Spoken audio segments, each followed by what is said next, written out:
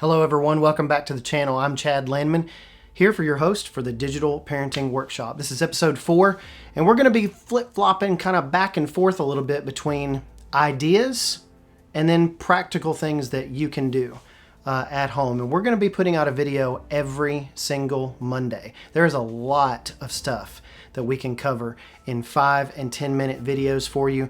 And so I hope that you're subscribed to make sure that you get these videos in your inbox or however you get those. I hope that you're visiting digitalparentingworkshop.com.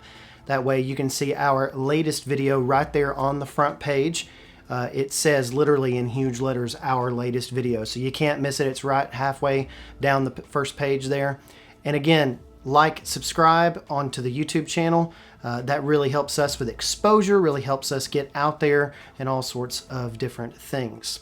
And so we're going to talk a little bit about a concept in this episode, a concept of what was before versus what is now. And those things have changed quite a bit in the last just 20 years. Think about back where we were in 2002. I'll back up just a few more years before that. In 1999, I was a junior in high school. I graduated high school in 2000. I was 18 then. I'm 40 years old now. But I can remember using those old computers to get on the internet. Remember, the internet when we were growing up, and again, if you're 30, 40, 45, 50 years old, you completely get where I'm coming from. If you're a little bit younger than that, things change so quickly that you may not have the same kind of experience. But growing up in the 90s, that was probably my primary teen years, we didn't have the internet at my home until I was 14, 15 years old. We had to sit at the computer and sign on to the computer to get our email. Remember that?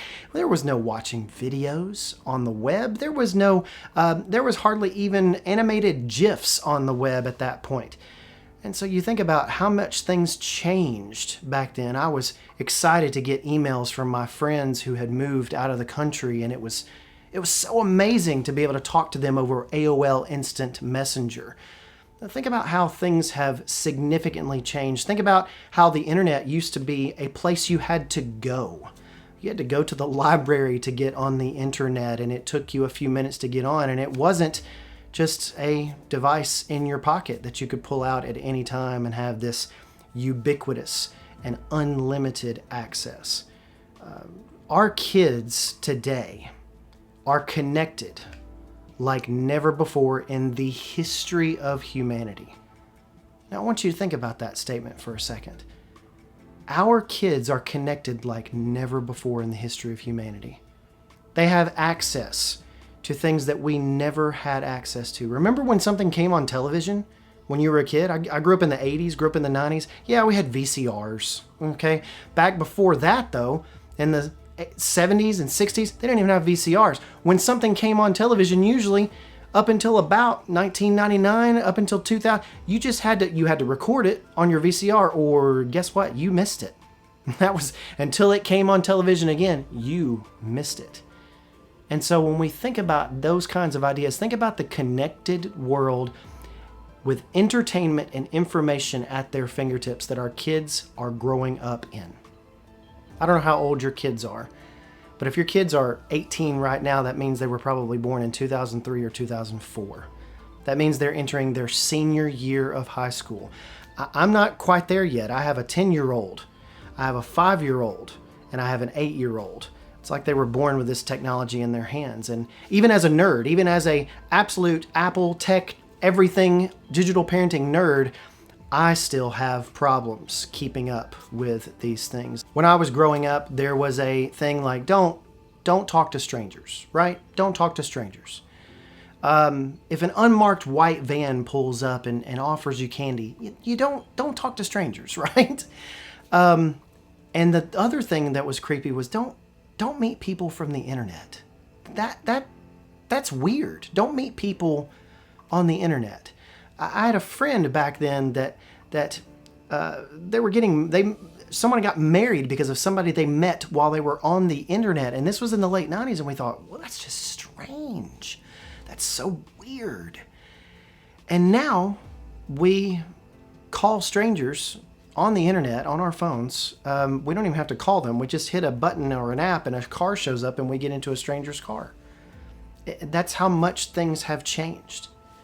And as much as I want to tell you that things have changed, technology may have changed. The way that we interact and communicate, the way that we entertain ourselves has changed.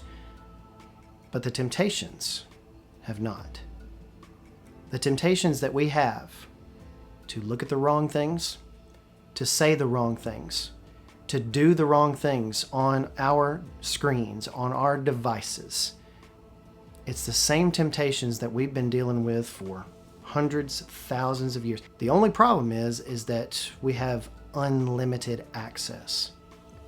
And so one of the most important things that you can understand about digital parenting is the fact that you've got to set those boundaries. First of all, you have to be consistent, you have to be relentless, and you have to set those boundaries. It's very, very important for us to understand where we came from is not where our kids are coming from. They are growing up with this technology at their fingertips and they don't know anything different than that. They never had to struggle to find a payphone or to use a pager.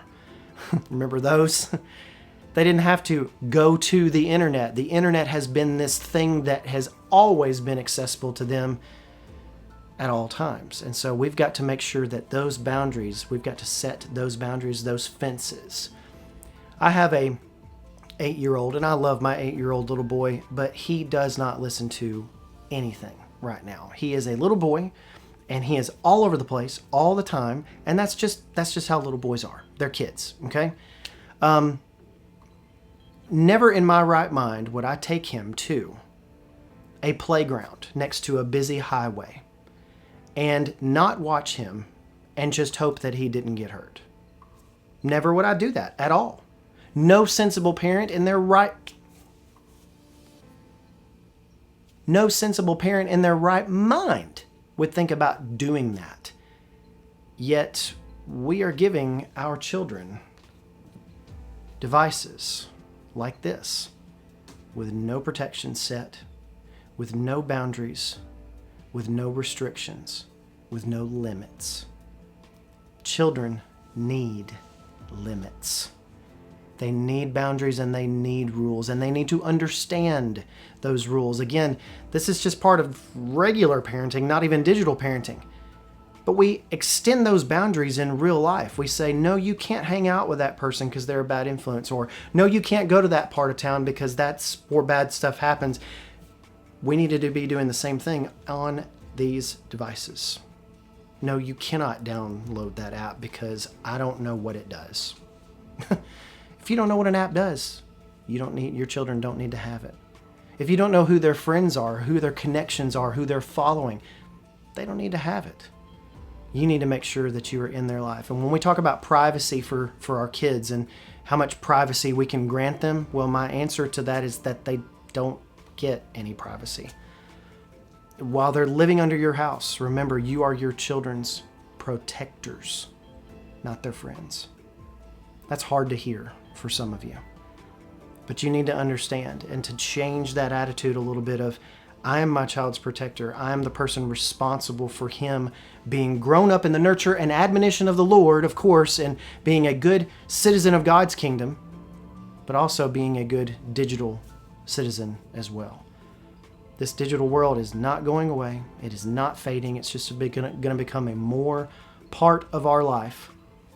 And so we need to understand and we need to instruct our kids, create those boundaries. That is the number one idea, the number one thing that we need to make sure that we do. Create those boundaries, and then very, very close seconds, be consistent with those boundaries.